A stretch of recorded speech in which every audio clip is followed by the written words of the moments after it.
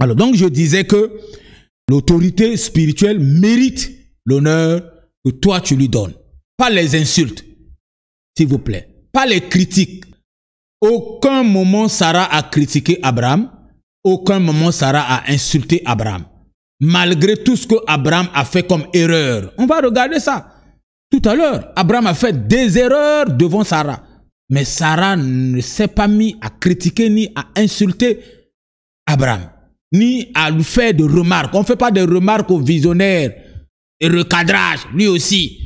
Il est trop sentimentaliste. Est-ce que ça te regarde?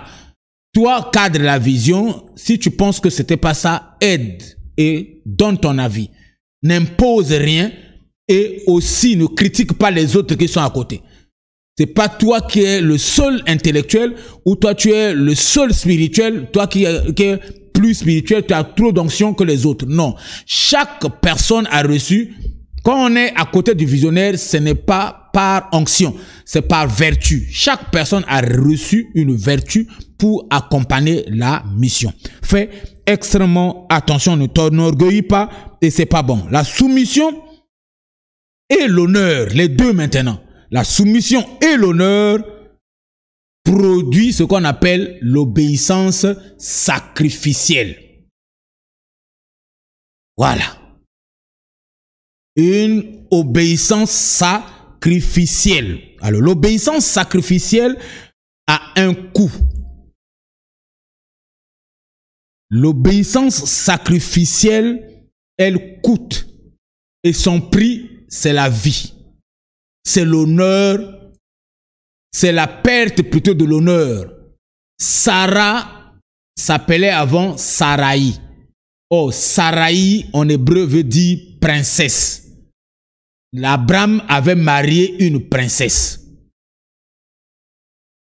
Parce que il était féticheur et donc on avait trouvé qu'il manipulait d'autres dieux et que le père de Sarah aussi manipulait d'autres dieux, donc ça pouvait se marier. Mais quand Dieu l'appelle, il délivre Abraham et il délivre en même temps Sarah.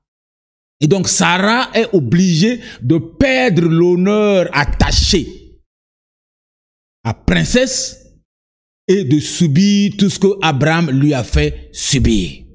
Cette femme-là, c'est une femme. Aujourd'hui, sont difficiles à trouver et rares.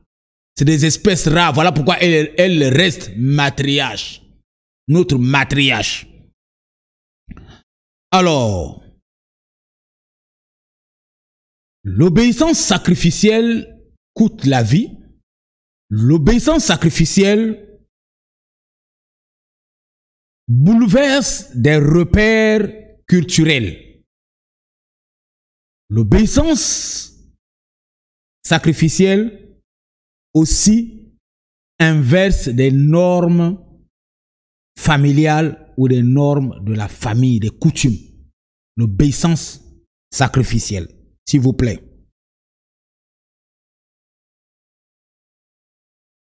L'obéissance sacrificielle est souvent contraire à la nature humaine, à notre façon de réagir. Voilà pourquoi Lot ne peut pas supporter ça. Parce que Lot était à côté d'Abraham de façon naturelle, selon lui. Il ne pouvait pas avoir l'obéissance sacrificielle que Sarah avait. Lot n'a pas ça. L'obéissance sacrificielle, c'est un type d'obéissance qui est aujourd'hui aussi, qu'on peut appeler une adoration. C'est une façon d'adorer.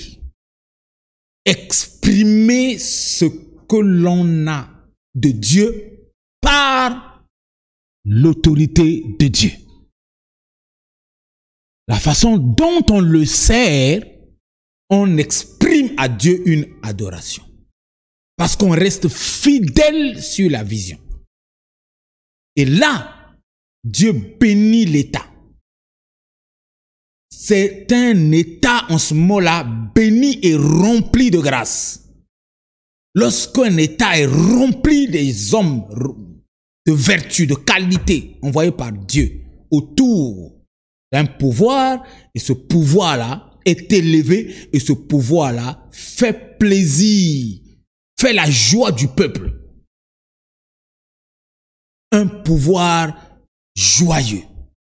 Suis-moi attentivement. Une église joyeuse, de paix, de joie, parce que autour du visionnaire, on trouve la majorité, 80% au moins, de ceux qui dégagent l'odeur du parfum surnaturel de Dieu dans leur vie. Jésus aussi a manifesté ce type d'obéissance, l'obéissance sacrificielle, l'obéissance qui a coûté la vie. Dans le cadre d'adoration, Abraham et Isaac aussi ont manifesté cette adoration parce que Abraham et Isaac étaient attachés. Quand Dieu dit « Donne-moi, va me sacrifier ton fils unique, celui que tu aimes. » Isaac, Dieu identifiait Isaac dans Abraham. Ça veut dire que, parce qu'en Israël, c'est comme ça. Le fils unique, c'est pas l'enfant unique. Le fils unique, on peut avoir plusieurs enfants, mais c'est le fils qu'on identifie au père, qu'on choisit, qu'on met à part et qui remplace valablement le père. Donc, qui est le père? Voilà pourquoi Jésus-Christ est le fils unique de Dieu. Parce qu'il remplace le Dieu et il est égal au père. Et donc, quand Dieu demande Isaac, il demande à Abraham directement. Parce que c'est le cœur, la vie d'Abraham que lui demande. Et quand Abraham arrive quelque part, il dit au serviteur, restez ici. Dieu lui a demandé d'aller sacrifier l'enfant, mais lui il dit au serviteur, moi et l'enfant, nous allons adorer et nous reviendrons. Pourquoi? Parce que lui il savait que nous sommes attachés. Le fils et moi sommes... Donc si Dieu veut tuer mon fils, c'est moi qui veux tuer. Comme Dieu n'a pas encore terminé avec moi, il ne va pas me tuer comme ça. Abraham était sûr que c'était un acte d'adoration, mais c'était la vie qu'il avait donnée. Il a donné sa vie, il a donné la vie de son fils. Et donc, c'était compliqué en ce moment-là. Alors, l'esprit de Sarah, quand on parle de l'esprit de Sarah, est pour des hommes d'une grande obéissance. Ceux qui ont l'esprit de Sarah, c'est des hommes qui ont une grande obéissance à leur père spirituel, à leur mentor, à leur autorité spirituelle, à leur autorité locale. Ces hommes sont prêts à tout faire pour protéger l'autorité spirituelle sur laquelle Dieu les a établis. Or, les Lot sont prêts à tout faire pour déstabiliser l'autorité et prendre contrôle. Mais ces hommes-là, d'esprit de Sarah, sont prêts à tout sacrifier pour défendre, protéger l'autorité dans laquelle Dieu les a établis. L'autorité que Dieu a établie. Et toi qui a l'esprit de Sarah, ton rôle, c'est de le défendre et coûte que coûte. Alors, dans le cas, donc, d'autres pasteurs qui refusent d'être affectés à cause de leur femme, c'est une faute. Partout là où Abraham est parti, Dieu a appelé Abraham, Dieu lui a demandé de partir et Sarah n'a pas refusé. Quel que soit là où on t'affecte, n'écoute pas ta femme, écoute le visionnaire. Parce que quand le visionnaire monte le doigt, il a déjà envoyé ta bénédiction là-bas. Si tu refuses de partir, tu resteras là dans la sécheresse et les autres vont être bénis. Tu ne seras pas béni parce que ta bénédiction t'attend là où le visionnaire t'avait demandé de partir. Il sait pourquoi il te demande de partir là-bas.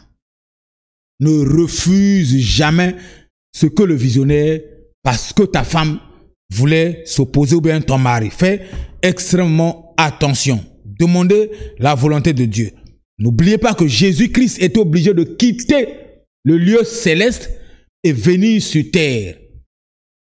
Jésus-Christ aussi, il a quitté.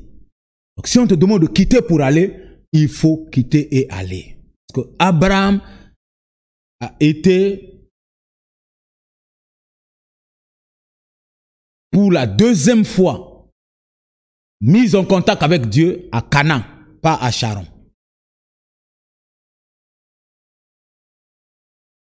Alors, regardons Genèse 2, 17 à 19. Maintenant, on rentre dans le vif du sujet pour regarder ce qui s'est passé. Genèse 2. Genèse 12, s'il vous plaît, 12.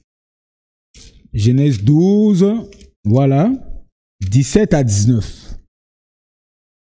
Alors, mais l'Éternel frappa de grands plaies Pharaon et sa femme. Non, et sa maison, oui. Au sujet de Saraï, femme d'Abraham. Alors, Pharaon appela Abraham et dit, « Qu'est-ce que tu m'as fait? Pourquoi ne m'as-tu pas déclaré que c'est ta femme? Pourquoi as-tu dit, c'est ma sœur? Aussi, l'ai-je prise pour ma femme? Maintenant, voici ta femme, prends-la et va-t'en. » Alors, qu'est-ce qu'on retient ici? Ici, Abraham, dans sa vie de nomade, il allait de gauche à droite pour chercher solution, alors que lui, il était solution.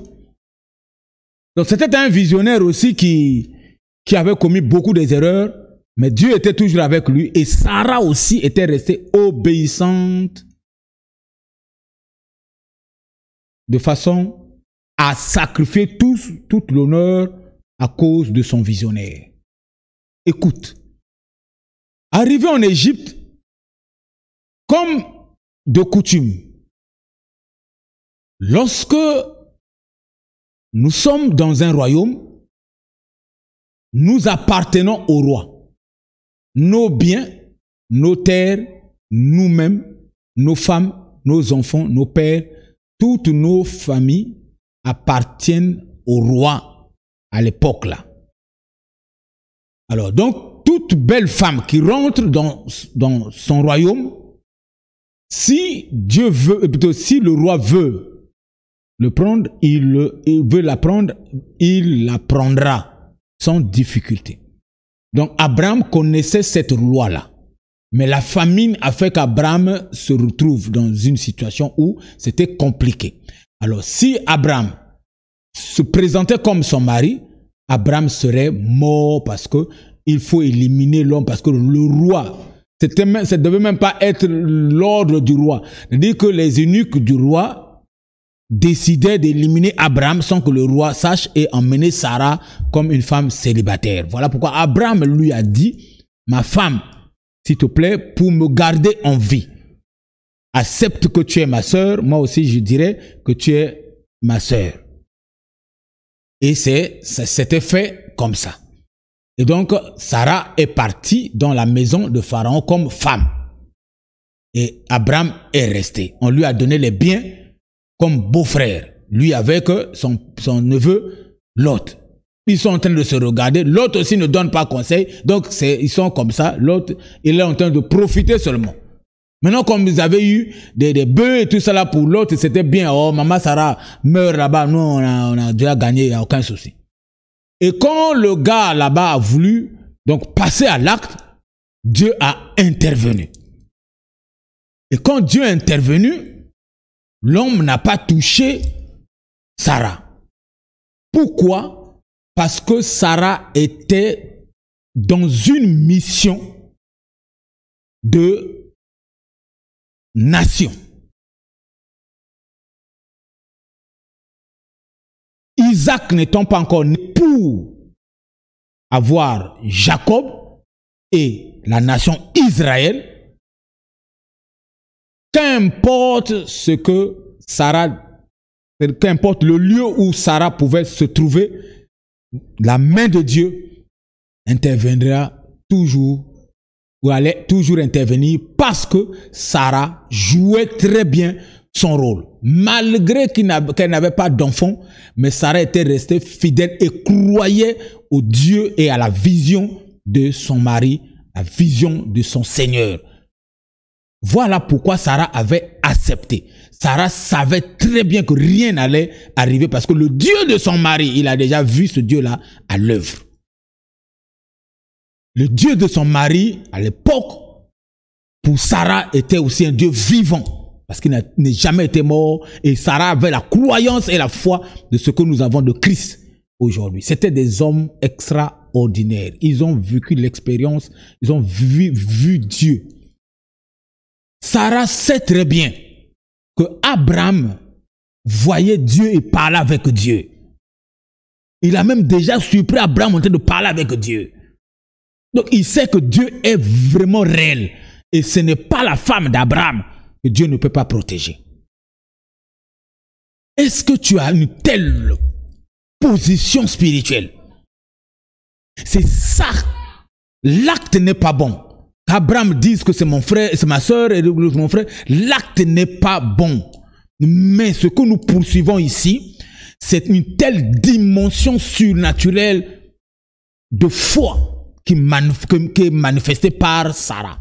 Ici, Abraham n'a plus de foi, c'est fini. C'est Sarah qui manifeste maintenant la foi. Le visionnaire est malade, le visionnaire est KO. Comment tu fais de l'église? Tu détournes l'église, tu détournes le pays. Le président est KO, tu détournes le pays. Non! Tu le gères jusqu'à ce que le président se rétablira, jusqu'à ce qu'il va se rétablir. Sarah était là. Et le gars, confondu du fait que Dieu a frappé sa maison et lui, il a frappé même son kiki. Et donc, il était devenu paniqué. Alors, il a appelé la femme, lui, mais non, mais qu'est-ce qui se passe? Oh, tu es la femme. Non, allez, il a appelé Abraham. Il dit, tu dois sortir de mon pays maintenant là. Avec tout ce que tu as eu, sors. Parce que tu m'as piégé. Dieu, ton Dieu, est venu me visiter. Prends ta femme et va. Ils sont partis. Alors, il faut savoir que malgré tout ça, Abraham est allé encore faire ça pour la deuxième fois. Genèse 20, 2 à 7. Abraham disait de Sarah, sa femme, c'est ma sœur. Abimelech, roi de Guérar, fit enlever Sarah. Alors Dieu apparut en songe à Abimelech pendant la nuit et lui dit, voici tu vas mourir à cause de la femme que tu as enlevée, car elle a un mari. Abimelech, qui ne s'était point approché d'elle, répondit, Seigneur, ferais-tu périr même une nation juste? Ne m'a-t-il pas dit, c'est ma sœur? Elle-même, ne m'a-t-il pas dit c'est ma sœur? Et elle-même ne m'a-t-il pas dit que c'est mon frère? J'ai agi avec un cœur pur et avec des mains innocentes. Dieu lui dit en songe, je sais que tu as agi avec un cœur pur aussi. T'ai-je empêché de pécher contre moi? C'est pourquoi je n'ai pas permis que tu la touches. Maintenant, rends la femme de cet homme, car il est prophète. Il priera pour toi et tu vivras. Mais si tu ne la rends pas, sache que tu mourras, toi et tout ce qui t'appartient. Voilà, il dit, si tu avais fait mal à cette femme, c'est à moi que tu allais faire mal. Dieu lui dit ça. Que faire mal à Sarah, c'est à moi. Est-ce qu'on peut coucher avec Dieu? Est-ce qu'on peut coucher avec Dieu? Dieu est où? Dieu est en toi. Dieu, c'est la vertu qui est en toi. On ne peut pas te tuer. Dis ce qui est vrai là où tu es. On ne peut pas t'éliminer. Personne, aucun homme ne peut t'éliminer. Dis la vérité. Dis ce qu'il faut. On peut tout faire, l'atmosphère peut changer. Tu ne seras pas éliminé dans ce pays-là. Tu ne seras pas éliminé dans cette église-là. Tu ne seras pas effacé parce que tu es envoyé par Dieu. Dieu habite en toi. Est-ce qu'on peut tuer Dieu? Qu'ils essaient? Est-ce que c'est même un problème de combat? Est-ce que c'est même un débat? On est tenté d'accompagner la vision et on donne les idées. Et on fait avancer la vision. On fait avancer l'État, on fait avancer l'Église. La religion avance.